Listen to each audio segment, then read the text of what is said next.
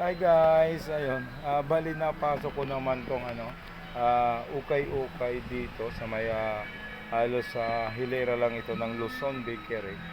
Tanungin natin kung anong pangalan ng ito? Okay. Anong pangalan ng nila?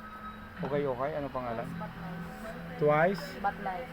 Ayun, hanapin yung Twice but nice. Ayun, available yung mga kanilang mga sapatos. Bagong bukas guys. Ay, naghanap kayo ng pang jogging, ayan, kompleto. Then pansin niyo ito, yung mga long sleeve nila, bago talaga bukas. Halos pwede nyong isuot dahil hindi pa talaga ito nagagamit. Then mayroon din silang mga medyas, naghanap ng medyas, ayan.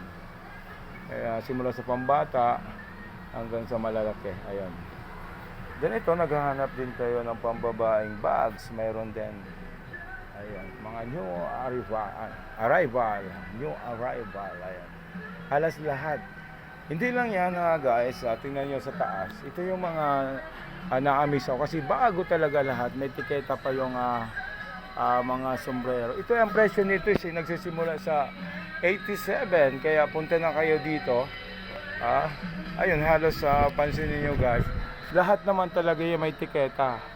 Ayun, pwede nyo nang isuot kahit di nyo labahan kasi bago nga naman talaga. Kaya tara, punta na. Mayroon na sale pala sila. Ayun, 3 for 107. Ayun. 107, 47 po ang isa. Ayun.